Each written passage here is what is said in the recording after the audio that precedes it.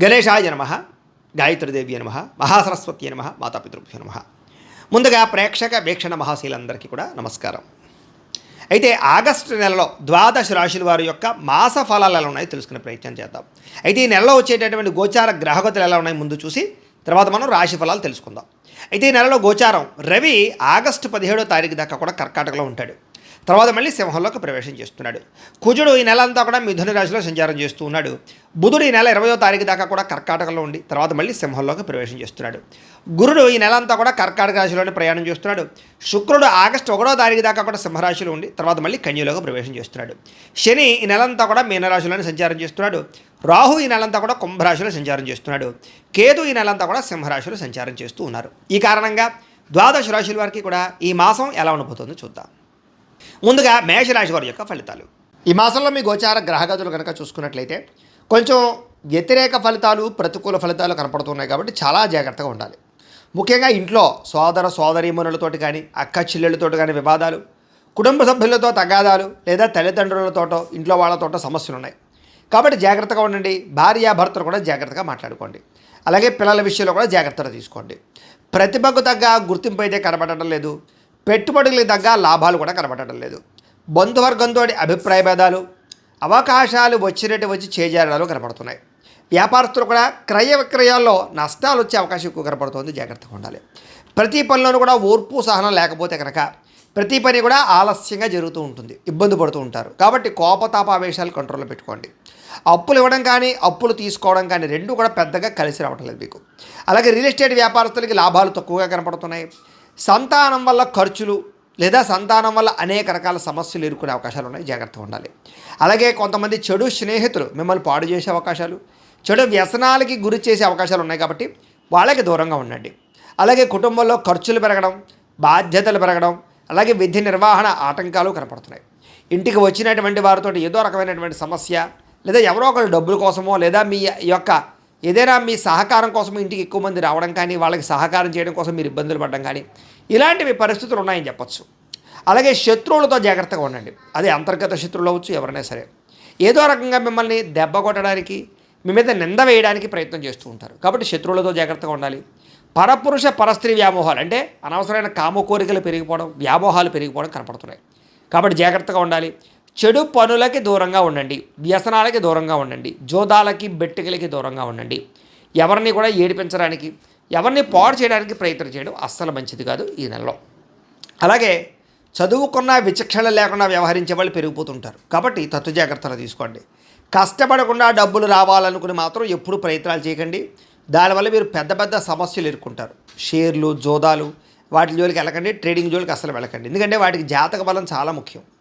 జాతకంలో గ్రహాల బలాలు లేకపోతే చాలా దారుణంగా దెబ్బతింటారు కాబట్టి జాగ్రత్తగా ఉండాలి. ప్రభుత్వ ఉద్యోగ అవకాశాలన్నీ కూడా కొంచెం చేజారే పరిస్థితులు కనపడుతున్నాయి.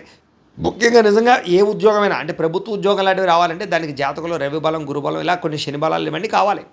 అందునే ఒకసారి జాతకం చూపించుకోండి. చూసుకుంటే జాతకంలో లగ్నం ఎక్కడుంది, ఏ గ్రహాలు ఎక్కడున్నాయి, ఏ దశలు నడుస్తున్నాయో తెలుస్తుంది.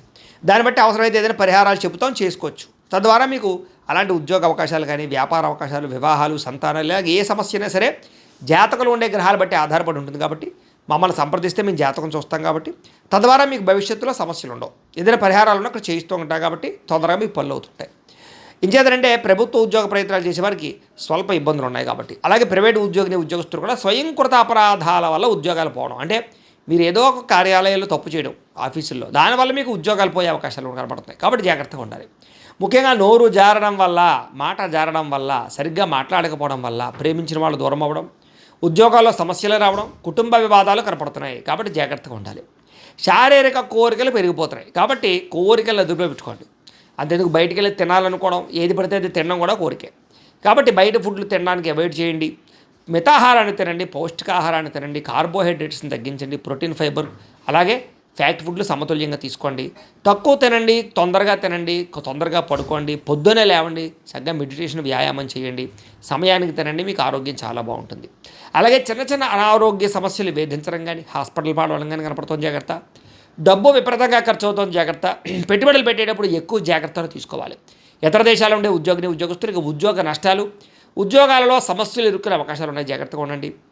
నిరుద్యోగులకి సరైన ఉద్యోగ అవకాశాలు రాకపోయే పరిస్థితులు, వివాహ విషయాల్లో కూడా పెళ్లి సంబంధాలు కుదిరినట్టే కుదిరి మళ్ళీ ఆగిపోయి ఆటంకాలు వచ్చే అవకాశాలు ఉన్నాయి.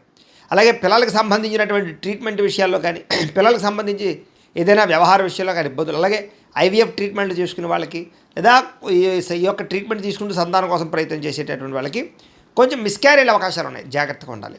ప్రేమికుల మధ్య అనవసరమైన గొడవలు పెరిగిపోవడం, అనుమానపు ఆలోచనలు పెరగడం, ఇద్దరి మధ్య రిలేషన్ దెబ్బతిండం కనపడుతుంది. కాబట్టి ఒక అండర్స్టాండింగ్తో ఉండడానికి ప్రయత్నం చేయండి. సమయానికి నిద్ర ఆహారాలు లేకపోవడం వల్ల అనారోగ్య సమస్యలు ఉన్నాయి కాబట్టి టైంకి తినడం పడుకోవడం చేయండి.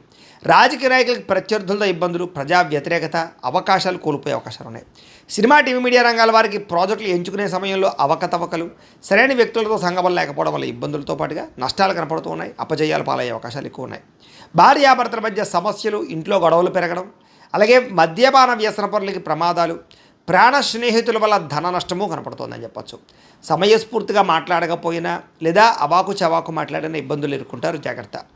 మిమ్మల్ని ప్రేమించేవారిని దూరం చేసుకునే అవకాశాలు, ఒంటరి ప్రయాణాల్లో ఇబ్బందులు కనపడుతున్నాయి. ముఖ్యంగా స్త్రీలు రాత్రి ఒంటరిగా ప్రయాణాలు చేయకండి, జాగ్రత్త. నిరాడంబరంగా ఉండడానికి మాత్రం ప్రయత్నం చేస్తారని చెప్పచ్చు. చెడు స్నేహితుల వల్ల పాడే అవకాశం ఉంది కాబట్టి అలాంటి వాళ్ళకి దూరంగా ఉండండి. కొంతమంది నమ్మక ద్రోహులను తెలుసు కూడా వాళ్ళతో మీరు స్నేహాలు చేయడం వల్ల, వ్యవహారాలు నడపడం వల్ల ఎక్కువ ఇబ్బందులు తలెత్తుతున్నాయి.